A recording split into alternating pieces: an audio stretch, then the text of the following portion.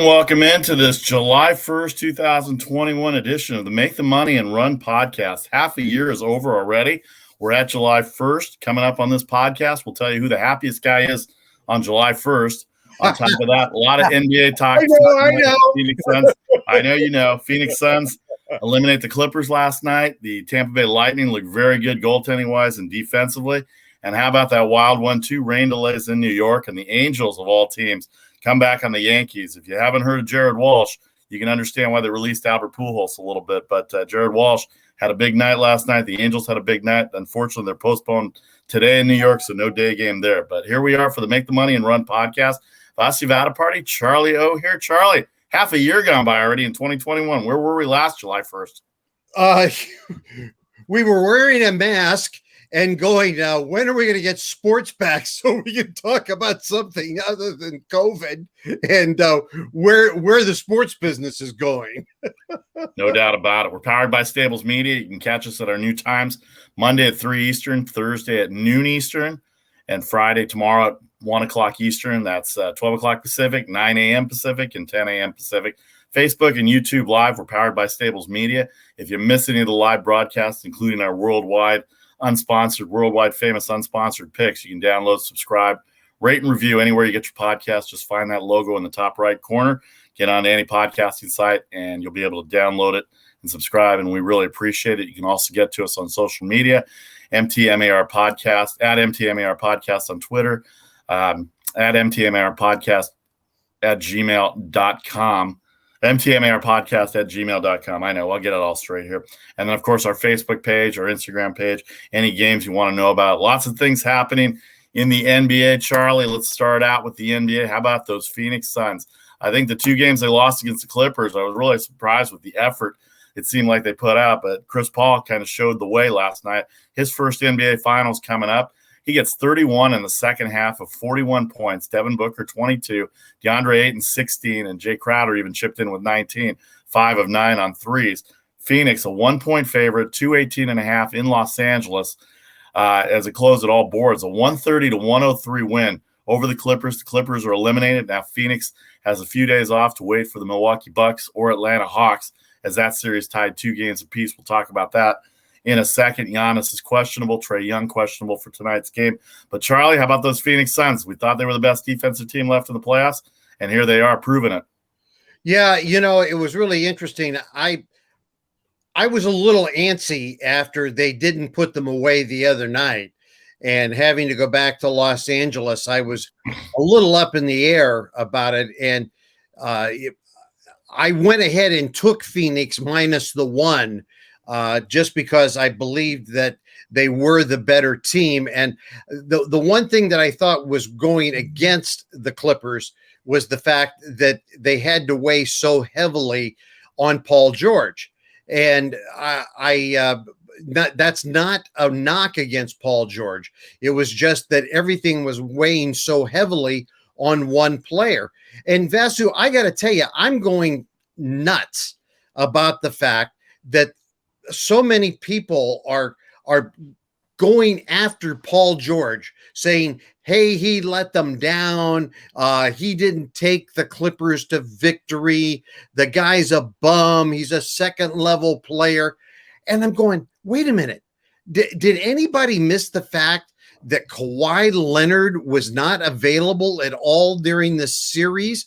Yeah. That Paul George literally put this team up on his back. And the only reason this series went 6 games was because he came out and played unbelievable basketball, played many, many more minutes than a guy his age should have to play. And he excelled. And last night he didn't have a great game, but I think he was just tired. I think he just plain was tired. And it's almost impossible these days in the NBA for a team with just one key star to win. And he was trying to do that for his team. And anybody who's calling him a bum, a second level star, has folks, you don't know basketball. I'm just serious. I'm going to complain out and tell you, you don't know basketball if that's what you're saying.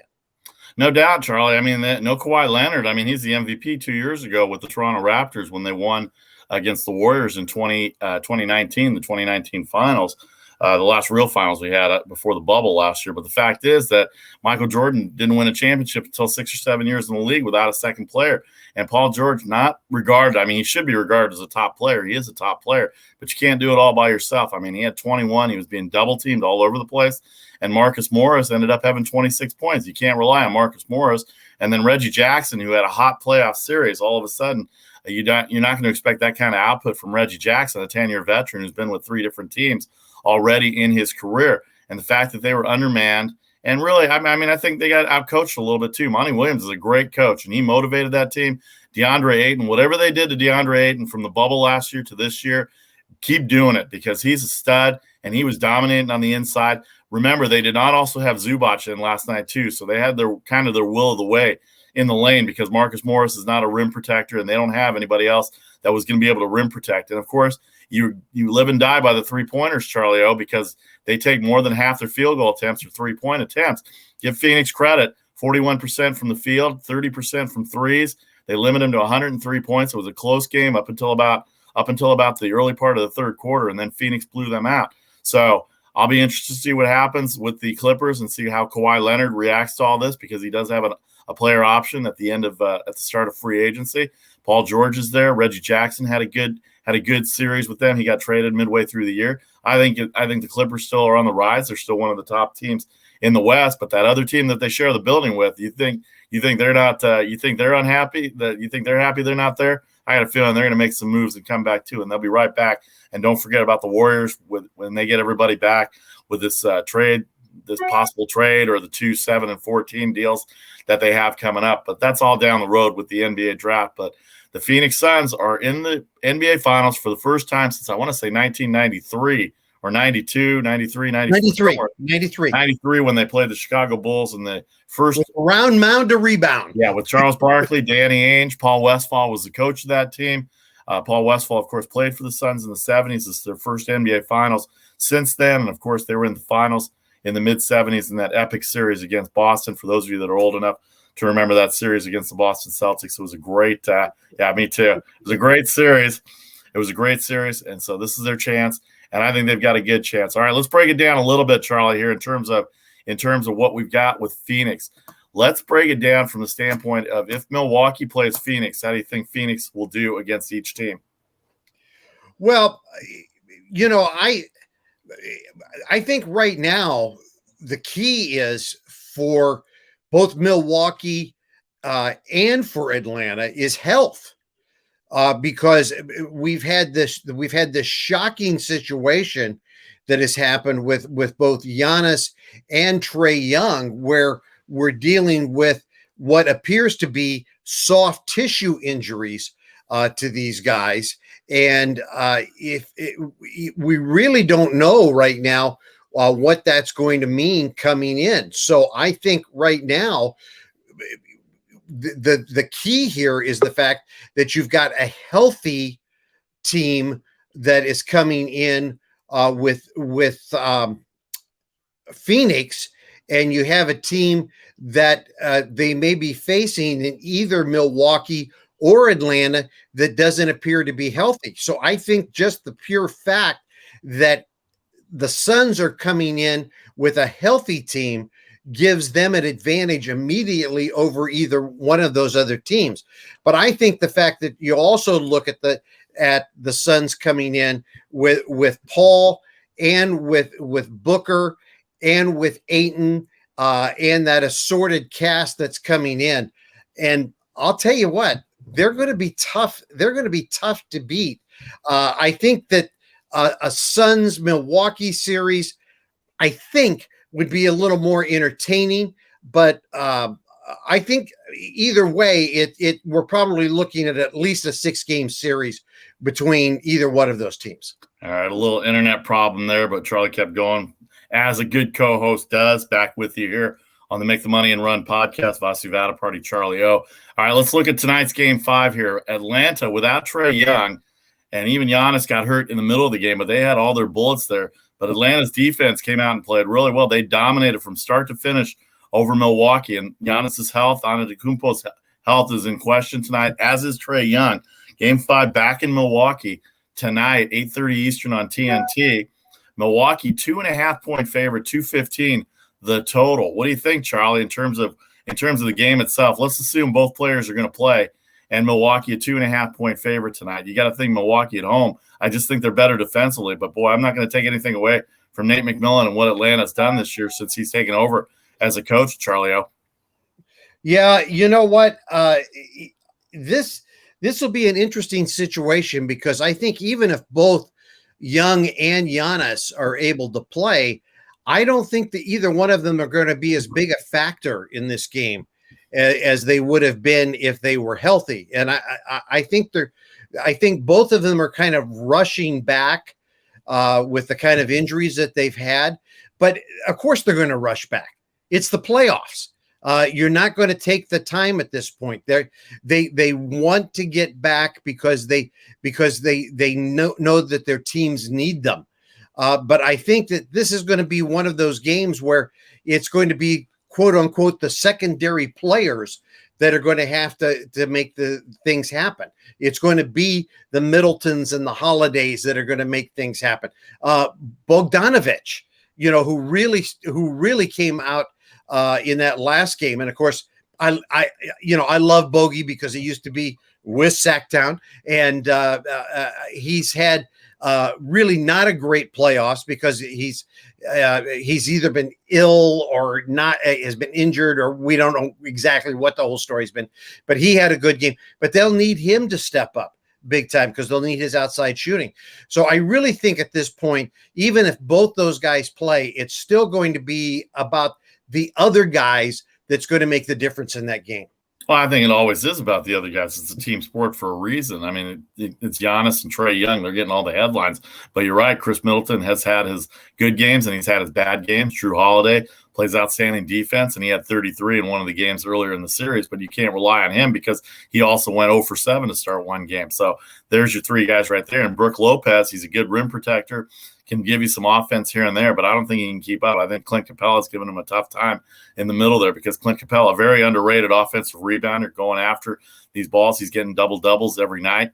And so John Collins, Kevin Huerter, Bogdanovich, Gallinari, you've all got to step up if you want this road victory in Milwaukee tonight. I don't think it's going to happen tonight in Milwaukee. I think it's going to go back to Atlanta 3-2 Milwaukee, but the official unsponsored worldwide famous picks will come up later with the official picks on that. But Milwaukee 2.5, 215. The total has been nowhere near the line, Charlie. So what do you think about the total now from the standpoint of the wagers? You know what? Total wise, well, let me put a caveat on that by saying we thought the unders in all the Phoenix Clippers game were going to go, and all of a sudden Chris Paul gets them to 130 last night, and they go way over the 218. Well, you know what? They smelled victory and last night, and they weren't going to be denied, and I think that's one of the last night that over under. Okay, so they went over, but that was just almost celebration over. So I don't think that really counts. Although if you had wagers on it, it counted. But I don't think that was indicative of what was going on. But my initial response would be this is probably an under game. But that's the. We're seeing, Vasu, what we would expect finally in the playoffs, and that is that defense is starting to take over. When defense starts to take over, you should be seeing under games. So we're starting to see what we would expect to see, and we hadn't been seeing it, and we felt like idiots because we kept talking about it being that way. And finally, we're starting to go, oh, maybe we did sort of know what we were talking about. We kind of did know what we're talking about. That's why we're here on Mondays, Thursdays, and Fridays to Make the Money and Run podcast. Here with you, Charlie O, Vasu Vaddiparty. It's going to be an interesting best of three now for Milwaukee and Atlanta. And I think if I were the Phoenix Suns, I hope this goes 7 and it goes to quadruple overtime in Game 7. So they'll be all ready to go. But Phoenix is not without any injury as well, too. So they're just trying to figure out what Chris Paul's shoulder level is. He looked pretty good last night. Ayton had a bad foot pretty much his whole career coming in. Looks like he's been able to do whatever he can do with that. And of course, Devin Booker trying to play with or without the mask has been a big deal as well too. But the fact is, we're not going to see totals in the 230s like we did during the regular season. It's going to be right where it is. And Phoenix and Atlanta, they could probably score a little bit. Phoenix and Milwaukee could probably score a little bit too. So I got a feeling these over-unders will go up in the NBA Finals. But Phoenix has a great defense. Milwaukee, if they are consistent enough, they can play great defense, and I think they will be able to get through. This is a big moment for Giannis Antetokounmpo and the Milwaukee Bucks to get to the NBA Finals. I don't think a lot of people expected Atlanta to get there, but it would be a great story if they did, and certainly put Trae Young on another level if he were to take that team. And Nate McMillan, who, as our friend Kent Sterling in Indiana says, apparently Indiana thought he couldn't coach. And here he is about 2 games away, 2 victories away from going to the NBA Finals. So it'll be interesting to see as we hit July 1st. We're a little later in the NBA Finals, but as we hit July 1st, it just seems like the Phoenix Suns world right now. We're all living in it. By the way, Atlanta's never been to the finals. The last time they were in the finals, they were not the Atlanta Hawks. They were the St. Louis Hawks. St. Louis Hawks. Bob Pettit back in the 50s and 60s. Exactly. No doubt about it. And that's when they won. Who remembers that? That would be me. Okay. Yeah, that's a little before my time too, but I do remember the St. Louis Spirit from the ABA. And the only reason I remember that is because Bob Costas talks about it every once in a while as his first job. All right, the NBA all set up. Let's hit a little NHL before we go to break. Not much to talk about the NHL. I think Tampa Bay came in as a plus 150 in the Final Four. They get a 3-1 victory last night on Montreal. Carey Price was really good last night, but he did give up 3 goals. He's given up 8 goals in the first 2 games. Tampa Bay with a 2-0 series lead. They'll go back to Montreal tomorrow as a favorite, a 135 favorite. The total is 5. I still think the unders are the play here. I think Tampa Bay in game 1 got a couple of one empty net goal that took the total over in their 5-1 victory. But Andres Vasilevsky at goaltending and their back checking and their defensemen have been outstanding. Montreal has not been able to advance the puck through the defense, Charlie. And Kucherov, he was questionable for Game 7 against the Islanders. He comes back and plays in Game 7, and then all he does in Game 1 is score 2 goals for Tampa Bay to lead them. He's their all-star. He's their MVP. He's their Calder Trophy Cup nominee. He's the guy for them. But Tampa Bay up 2-0 in the series. I can see this series going 5 games. I can see Montreal winning 1 game, but I got a feeling Tampa Bay is going to win this series, and I'll be looking forward to it as a fan of the Tampa Bay Lightning as well. Well, and right now, things are kind of going as predicted. I mean, everybody kind of felt like it was a miracle that Montreal was there to start with. And everybody's happy because the Habs are there, and there's finally a Canadian team in the Stanley Cup, because it was kind of like, oh, they play hockey in Canada? You know, it was there. By the way, a little aside for everybody, everybody kind of thinks that hockey is the national sport of Canada. That is not true. That is not true. The national sport of Canada is curling. Yes. Okay. The number 2 sport in Canada is hockey. So I just want to, there's a little trivia question for you that you can win a free beer with at the bar the next time somebody's really drunk and you want a free beer. But anyway, the Habs are kind of lucky to be in there. It's good for hockey to have a Canadian team back in there, but we know the Lightning are really the superior team. They're doing it very interestingly in the fact that they don't take as many shots on goal, but it's not really about the number of shots on goal. It's about how many shots go in the goal. No doubt about it. They appear to have the superior ability to do that. And I think you're right. We're probably looking, at a 5-game series, because I think Montreal probably will get that pump up of being at home and probably win 1 game. But it certainly isn't going to be a 7-game series. We know that. Well, if you're Montreal and you want to get back in the series and you want to pump everybody up, better to win Game 3. If they win Game 3, we know in sports there are certain things that you can't document, you can't handicap, you can't fact find. And so if they end up getting Game 3 and make this 2-1 series lead, then we may have an interesting Game 4 come Sunday night when they play. All the games will be back on NBC now for the next 5 games, so that'll be good. So everybody can find it, for one thing. That's the number one thing. This will be the last year that NBC has it. ESPN and ABC will get it back to where everybody can find it. But Tampa Bay right now playing as well as anybody. get into the playoffs, and they were plus 150. If you still have a ticket on Tampa Bay at plus 150, you're doing pretty well with that as well. All right, Charlie O, Vasu, Vaddiparty, Make the Money and Run podcast. We're going to take 30 seconds, talk a little baseball when we come back, and then we'll give you our picks at the end on a Thursday, July 1st, 2021. This is the Make the Money and Run podcast. Back in 30.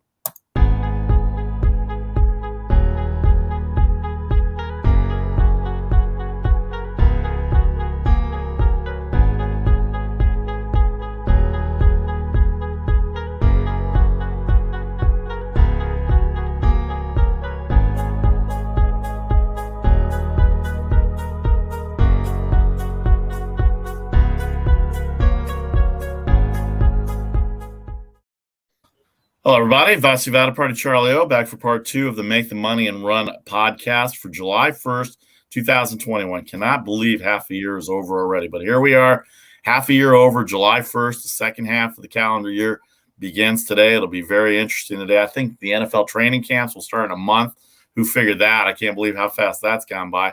Major League Baseball in full swing. The NBA Finals are halfway decided, and Tampa Bay with a 2-0 lead on Montreal in the Stanley Cup. You can find us every Monday at 3, Thursday at high noon, and Friday at 1 Eastern, Facebook and YouTube Live. Thanks to everybody on Facebook and YouTube Live. Download, subscribe, rate, and review anywhere you get your podcast, Apple, Spotify, iHeart, Google, and SoundCloud, or where you can find us, or anywhere you get your podcast, you find that logo.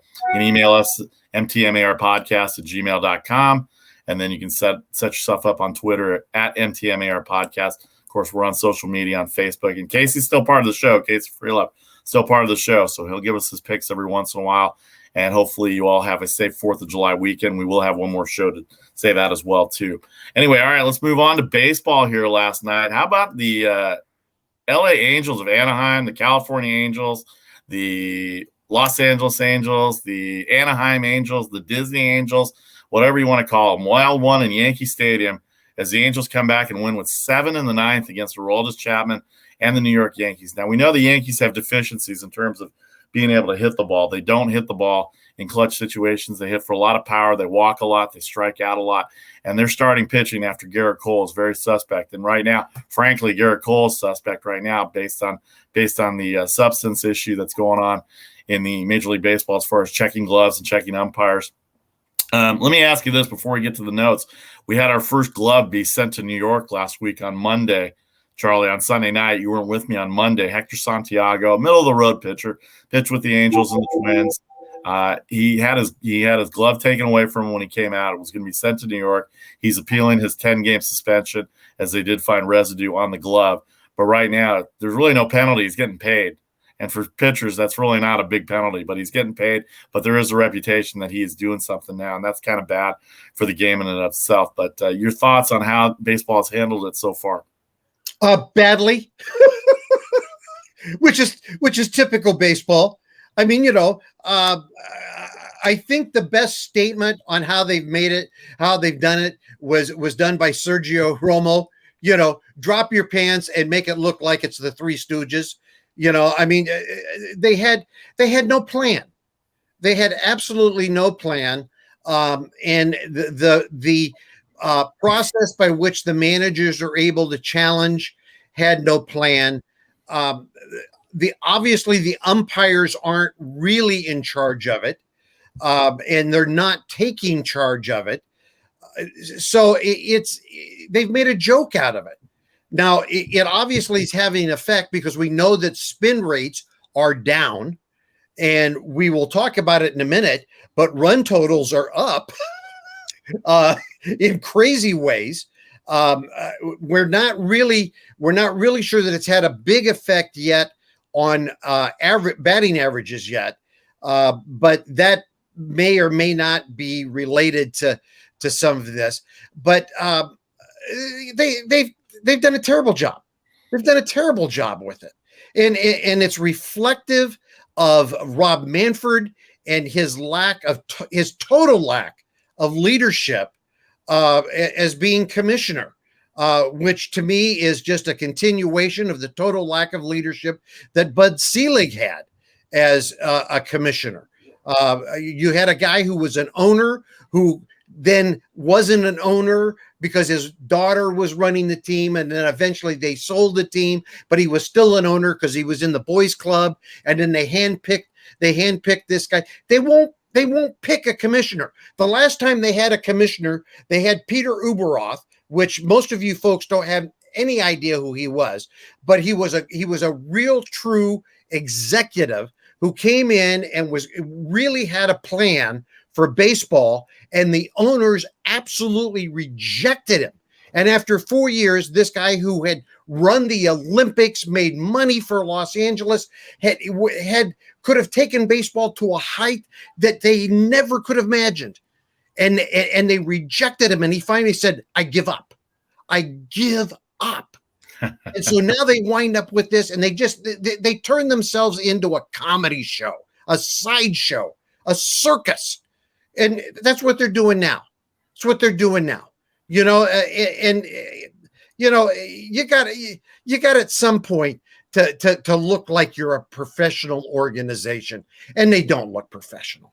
No doubt about it. Yeah, no doubt about it. The last commissioners we had were Peter Uberoth, Bart Giamatti, and unfortunately for his untimely death back in 1989 with the Pete Rose things that were going on back then. By the way, for those that don't know, Bart Giamatti is the father of the actor Paul Giamatti, who is very, very well known in certain movies like Sideways, where I first got to see him. But he's turned himself, his career is quite good now from the acting standpoint. And then you got Faye Vincent. Who, by the way, that was a Coke, not a beer. Okay, just for everybody else. Hey, if you're not drinking when you're gambling, then you're doing it wrong. Trust me on that one. But Faye Vincent also, and then Selig, and then Manfred. I think as far as Rob Manfred goes, this was an untimed plan that should not have happened during the middle of the year. They should have had some kind of process for going into it. I don't mind them checking because clearly there's been something going on in the last 10, 15 years, and batting averages have been down. Home runs have been down. It's been walk strikeouts, spin rates, 500 miles an hour more, or 500 miles per hour more revolutions.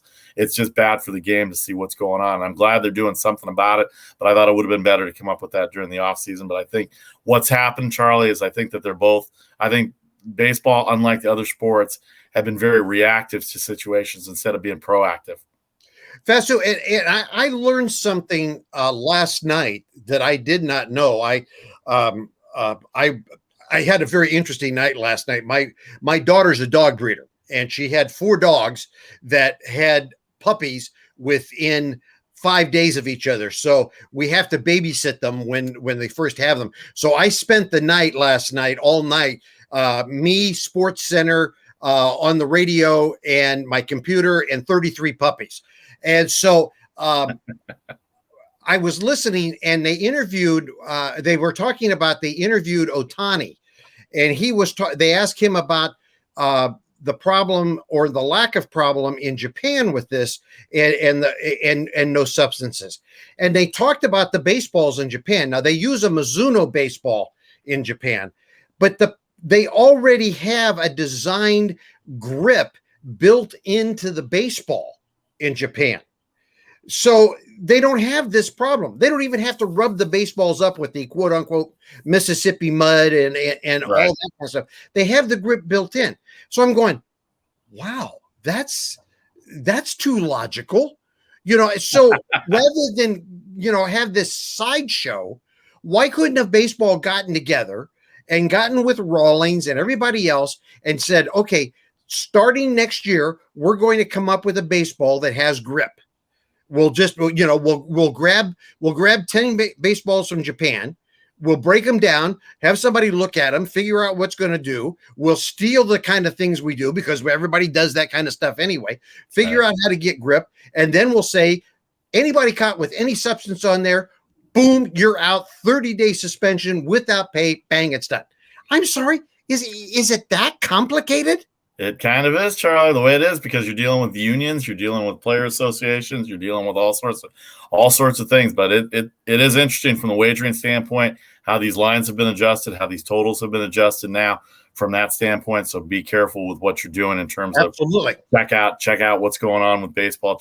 You can tell the batting averages have come up, the strikeouts have gone down in the last 3 weeks since they started checking. And by the way, kind of fun. I have to be honest with you, it's been kind of fun. It has been kind of fun to watch a little baseball. I saw a stolen base yesterday for the first time in a while, so we'll do that. A lot of things going on in baseball. That game last night, you thought I had Ohtani as the pitcher last night. The one problem that Joe Madden has, he walked 4 guys, and he only lasted 2/3 of an inning.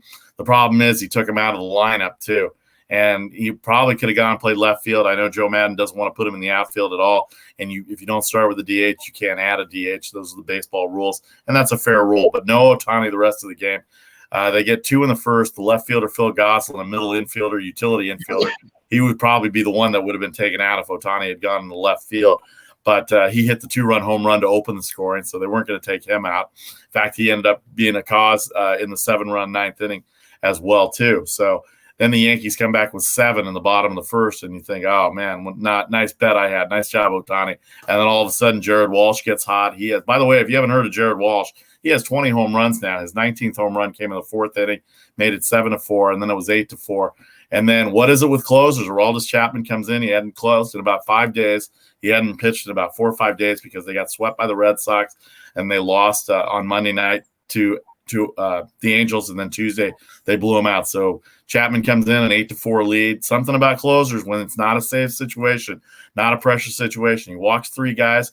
Jared Walsh, again, there's that name, a grand slam, lefty versus lefty, and he crushed it. I don't know if you probably saw the highlight, Charlie. He crushed it, tied the game at 8, and then guys you never heard of with the Angels ended up scoring 3 more off that bad bullpen. Chapman's the only thing out there in the bullpen. Yankees are in trouble. They give up 7 in the 9th, 11-4 as the Angels win. They're still in 4th place, though, in the American League West. They're 8.5 back, and the Yankees have lost. They won yesterday, but they're in 4th place as well, 8.5 back of Boston, who leads Tampa Bay right now by 3 games. Red Sox are 6-game winning streak. They have Kansas City in about a half an hour. Tampa Bay as well, 3 games back. Toronto 7.5. They play in a half hour with Hunji and Ryu, and then the Yankees in Baltimore come back. So what do you think about the premise of the closers when it's not a safe situation, Charlie?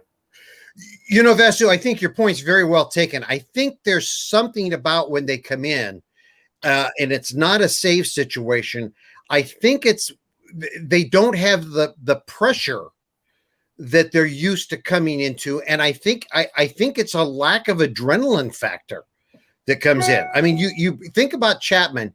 He comes in every time he comes in and under, in 99% of his cases, he comes in and it's in a pressurized situation, and it's his job to come in, usually to get 3, maybe 4 outs to win a game. And most of the time, he only has a 1 or 2 run cushion to deal with. So the head is there, the pressure's there, the adrenaline's there, and man, I'm going to take care of these guys, and boom. Well, he comes in here, I got 4 runs, I don't need to do as much, I don't even know why I'm in here. Why are they bothering me? Boom, this lefty takes him out and parks that sucker out in the bullpen out in right field, and all of a sudden it's over. I think that was the first time that a team had given up 7 runs in a first inning and came back and scored 7 runs to end the game. Like, I'm serious. It was like, that's a good number. I didn't even think about that. It was like 1900. I'm serious. Yeah. It was something crazy like that. I saw it. And again, I was doing this overnight, so some of those things are a little foggy now between the caffeine. But it was something insane, like since 1900. I think it's just an attitude. I think you got a guy that all of a sudden is used to pressure, and you bring him in almost like I think he feels like, okay, you just made me a middle reliever.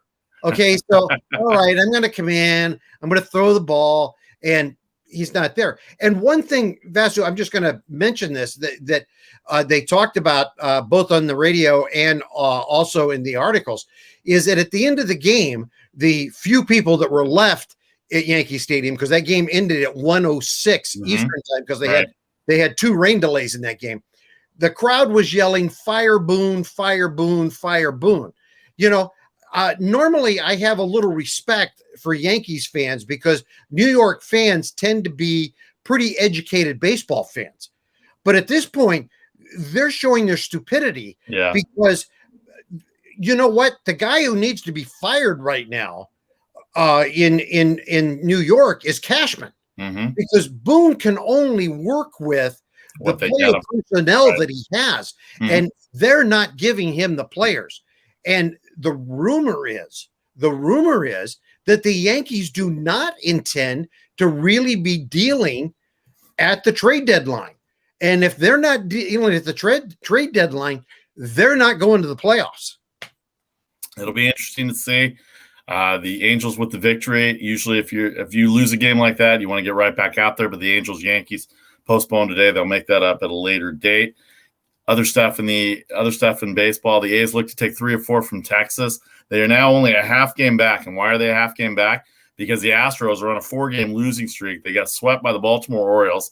They lost 2 out of 3 to the Detroit Tigers over the weekend. They are 1-5 against the Orioles and the Tigers. Charlie O, in terms of wagering, where they're 250 or 260 every night against second division teams, how do you explain this run by the Houston Astros right now? I don't. I guess they need to put the buzzers back on Altuve and get the trash cans out. I exaggerate a little bit, and that's a little much, but I don't know. I guess ego. You go in and say, hey, we're just, these guys are third tier teams, and we're top tier, and so we're just going to go in and we'll just we'll do our thing and get out of there. Well, these guys are pros. They're all pros, and for them, the Astros coming in is going to be their World Series, because they know they're not going to the playoffs. And so when these teams come in, they're going to play tough, and they have pride. So they're going to play these teams tough. And if you don't give it full effort, they're going to beat you. No doubt. And, I think a lot of it, and Vasu, you know this as well as I do, attitude in baseball is everything. Is a lot of it, because if your head's not right, your focus isn't right. And baseball is a lot about focus. It's a lot about focus.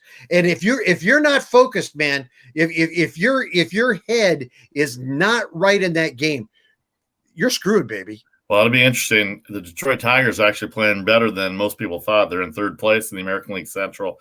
They are ahead of Minnesota and the Kansas City Royals, who started off really well. They're on an 8-game losing streak. They're in last place. But they're 12, 13.5, and 14 back. The races between the White Sox and the Indians in the American League Central. Boston a 3-game lead over Tampa, 7.5 on Toronto and New York. We said the A's are a half game back now. They're 1 game back in the loss column with the Astros. Seattle 6 back, kind of still in there. And then the Angels, maybe this victory yesterday will get the Angels going. And then Texas, who's looking to trade pieces. By the way, how good, if you're in the National League West and you're San Francisco, Los Angeles, or San Diego, how good would Joey Gallo look in your outfield right now? Because I'm sure he's on the block, and what he's done this year, and that cannon of an arm, he can play left, center, and right, and he's a lot faster than people think he is in terms of playing in Texas. And right now they're going through it. They've got this Garcia, who's been really productive as a rookie, so they're looking to trade some of the veteran pieces. The Giants have lost 3 in a row for the first time all year, but they still have the most wins in baseball. The Dodgers are right behind them, 2 back in the loss column. Chicago's had a tough time. Speaking of giving up runs, Chicago, the Cubs scored 7 in the first, and then Milwaukee comes back with 6 in the second, and they boat race them 15-7, the final score of the Brewers. They increased their lead on the Cubs to 6 games. The St. Louis Cardinals are 8 back. Cincinnati is 8 back. Tough loss for Cincinnati yesterday. They had a 4-0 lead on the Padres after the first inning, and then the game gets rained out after Trent Grisham hits a grand slam. And they called the game after 5 innings. I had Cincinnati last night, so I didn't get the benefit of the other 4 innings. But 7-5 San Diego, the final score in 5 innings. So that's a game that Cincinnati had. They could have had it, and they could have kept up with it. And then the American League East, our National League East, Atlanta puts up 20 on the Mets last night. They're 4.5 back, 6 back in the loss column, the Mets. And your reward is you get Jacob deGrom tonight going in Atlanta against Ian Anderson as we look at the National League games now. Philadelphia, 123 and 7.5 with Eflin and Lopez. Gonsolin, a bullpen game for the Dodgers against the very red-hot Washington Nationals, 16-3 in their last 19 after their 15-run output on Tampa yesterday. Milwaukee with Corbin Burns against Will Crow at Pittsburgh, 235 and 8 flat. Cincinnati with Castillo, Ryan Weathers going for San Diego, 117. And then we mentioned Jacob deGrom going into Atlanta against Ian Anderson, 157. And then the final two games are the St. Louis Cardinals, 119 and 11, Wainwright, Senzatella, and then the Giants coming off their 3-game losing streak and the 2-game sweep against the Dodgers, 137 with Cueto against Merrill Kelly, who's probably been pitching as well as anybody for Arizona. Arizona on a streak of a 4-game losing streak. They've only got 22 wins. Let me tell you what I'm interested in real quick. First of all, from just the standpoint of St. Louis and Colorado, this will be Nolan Arenado's first visit back to Colorado as a member of the St. Louis Cardinals. So you got to think that all the years that he had productively, and he's having a productive year with St. Louis. The batting average might not be there, but he's already got 55 RBIs for the Cardinals this year, and they're on a little bit of a roll right now. Adam Wainwright, Senzatella in that high altitude ballpark. I can see 11 flying over the total, but Nolan Arenado should get a good video highlight and should get everything there. Dodgers, I'm interested to see how they handle Washington this weekend.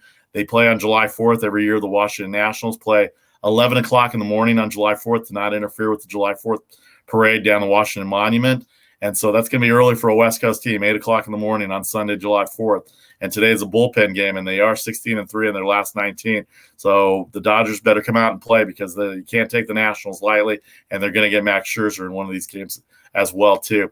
And then, of course, Jacob deGrom. What can you say about Jacob deGrom that hasn't been said already? He's going to Atlanta, and maybe Atlanta got all their runs out of their system yesterday because I'm pulling. I got a feeling Jacob deGrom's going to come out and shut them down like he's done everybody else, Charlie. National League, Charlie, what do you think?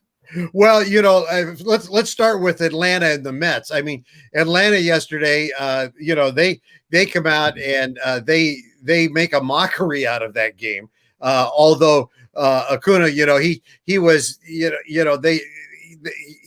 makes a big deal out of the fact that he got that grand slam in the 8th, and it was off what position player. So I'm putting an asterisk on that one. Okay, come on.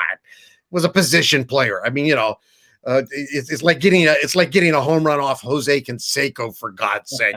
Come on. But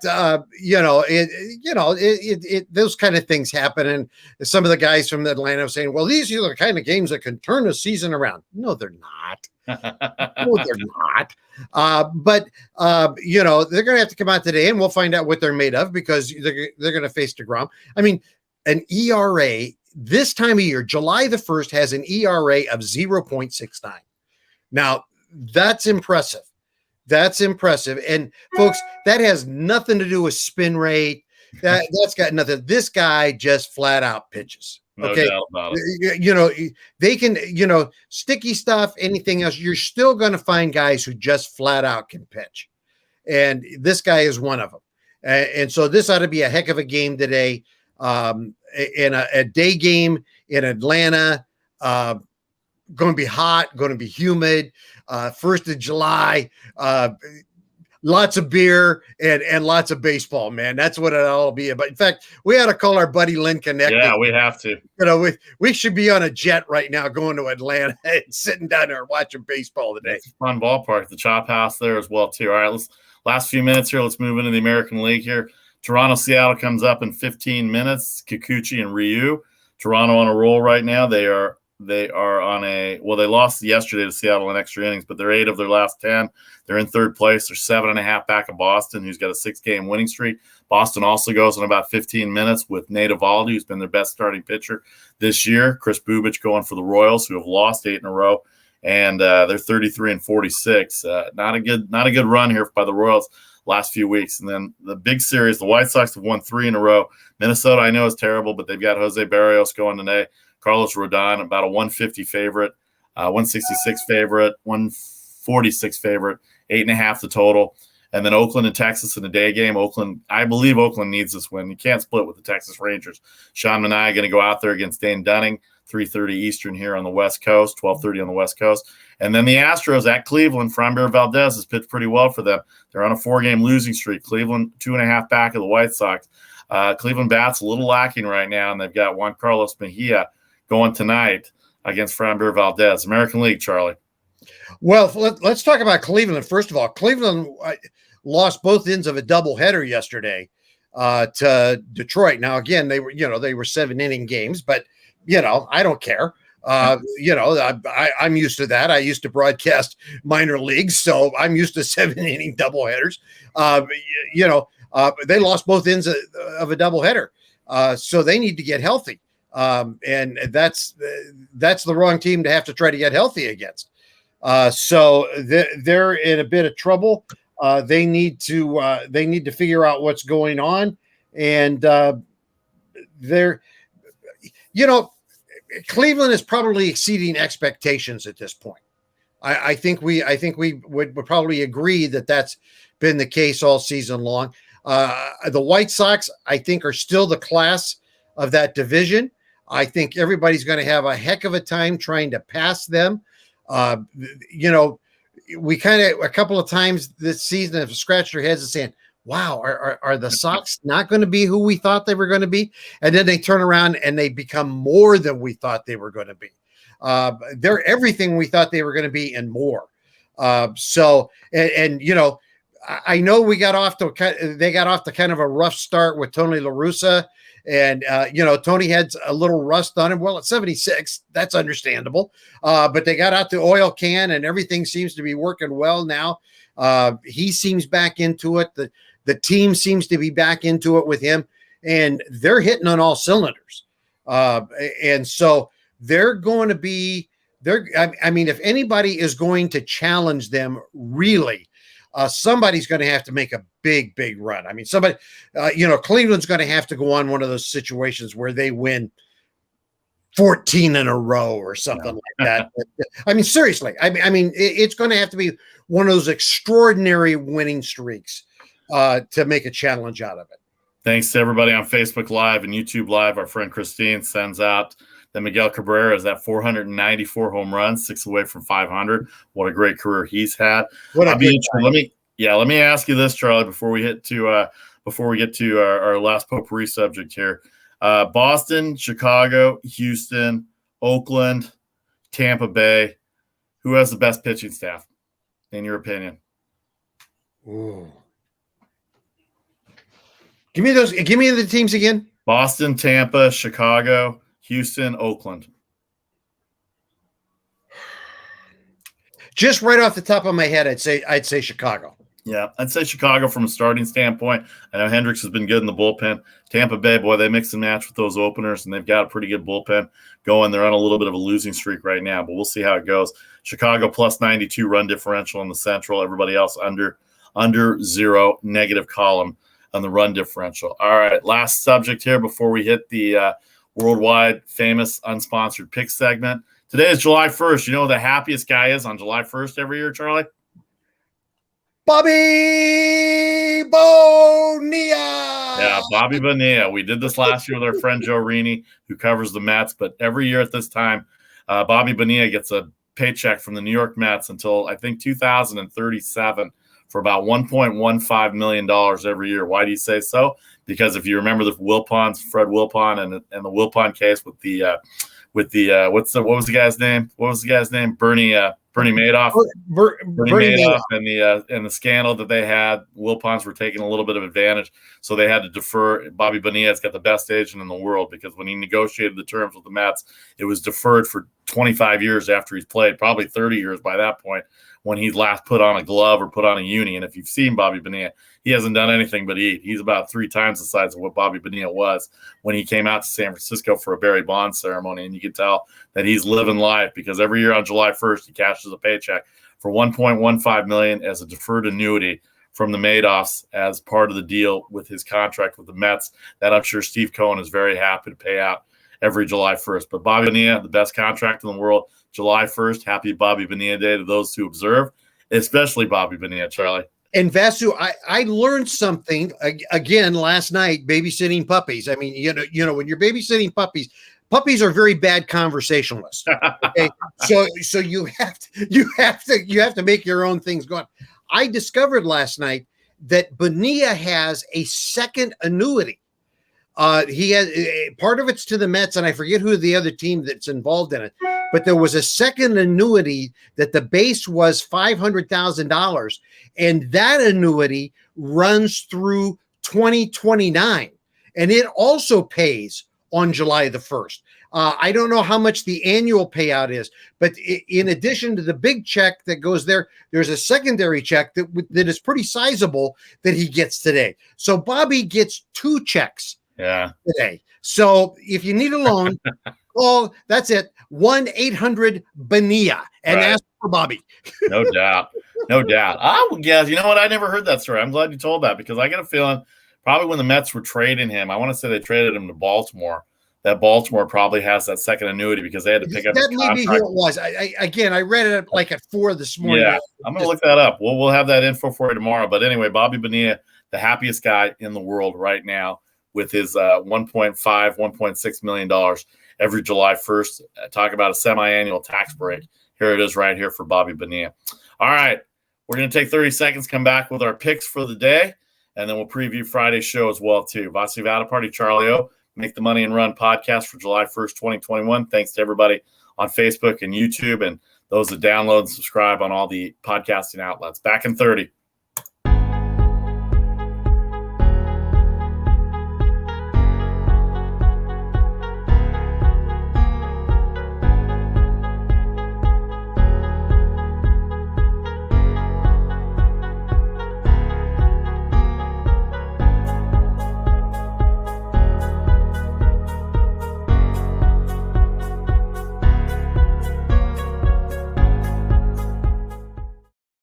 Welcome back, the Make the Money and Run podcast. Charlie O, Vasu, Vaddiparty here for Thursday, July 1st, 2021. We'll be back with you tomorrow, 1 Eastern, 10 a.m. Pacific, before all the games start. These are going to be pretty much set times for us now. We want to make sure we get in before all the games, and that's why I want to remind you, the Angels, Yankees were postponed today.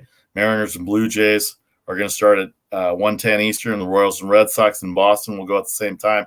And then the Twins and White Sox will be at 2 o'clock Eastern, 11 o'clock. Out here west, Twins, White Sox, Berrios and Rodon, pretty good matchup. And Sean Manaea and Dane Dunning in Oakland at 12:30 West Coast time. The A's looking to take 3 out of 4 from Texas and keep pace with Houston. All right, so that's taking care of that business. Let's get on to our worldwide famous, unsponsored pick segment that we have every day. We want to give you our picks for Thursday. Then we'll have tomorrow weekend picks and weekend picks, as well as Friday picks for baseball, hockey, and the NBA as we start the second half of the calendar year of 2021. Charlie O, I'm going to let you go first in our last 7.5 minutes. Okay, Vasu, if you'll note, first of all, there's no NBA pick. Okay, and that doesn't mean that I'm not going to do an NBA pick, but at this point, I'm not going to do it early. And this is my suggestion to our listeners and our viewers. Simply because this is right now a wait and see situation, and this is all based on health. I've got to know if Giannis is playing. I have to know whether Trae Young is playing. I need to know what kind of conditions they're in before I do anything. At this point, I'm not willing to lay any money down on any type of the wager across the board until I know what's going on. And I am willing to sit that game out if I can't get definitive information. Because if those guys aren't going, it's not worth my money. And I just have to tell you that's, we are a wagering show. Our idea is to help you make money. And if those guys aren't going, it becomes too big of a crapshoot to try to make money on. So I say stay away from it if they're not going. Baseball wise, I'm going to jump in on some baseball, and I'm going. I've been playing some over unders, which I hadn't been doing, and I'm going to do that now, which I hadn't been doing. I'm going to take Minnesota and Chicago, and I'm going to take the under 8.5 on that, and that's primarily because of the pitchers involved. You got Berrios and Rodon going, and I think that based on the starting pitching, that will keep the run total down, and that plus the fact that Minnesota's just a horrible hitting. Okay, let's just be honest here, folks. Just between us, they're terrible. So I think that'll keep the run total down there. That's the reason like that. And then I looked at this on some recommendations, and I thought about it for a while. And I'm going to take this. I'm going to take the under on this Dodgers Washington situation, and I'd love to give you a lot of concrete reasoning on this, but the Dodgers have done all right when they've done these bullpen games this year. It's kind of crazy. I don't normally like bullpen games, but the Dodgers have done all right with bullpen games. And I think they're in a pretty good position to do that. I think Corbin is an okay pitcher if that's in that situation, and it's going to be darn hot in Washington today. I mean, it's going to be 87 degrees at first pitch, which means it's going to be humid as all get out. And so everybody's going to be lumbering around. It's just going to be terrible. And I don't know. I just think that, when you get that kind of weather and everything else, it just becomes miserable for everybody to play ball. So I'm going to throw a little money. I'm not putting a bunch of units on it now. You understand that, I'm not betting the farm, but I'm going to take the under on that. All right, my turn now, Charlie, with the under in the Washington-LA game and the under in the White Sox-Minnesota game. I'm going to go with the over in the Toronto-Seattle game, first of all, because Buffalo gives up a lot of runs to begin with. Kikuchi has been hit a little bit. He's going up against Ryu, who has been their ace, but he's been pretty good in terms of going over 9.5. Boston with Nate Eovaldi has been their best pitcher. He hasn't given up a lot of runs. I know Kansas City struggles on offense, but all the games in the series have gone over. And Chris Bubich, the left-hander for KC, has given up runs. I'm going to take the Red Sox in Kansas City over 10. I'm not going to lay 240 on Boston because you never know when the Royals will come up and bite you. I'm going to go with the White Sox at 146 with Carlos Rodon.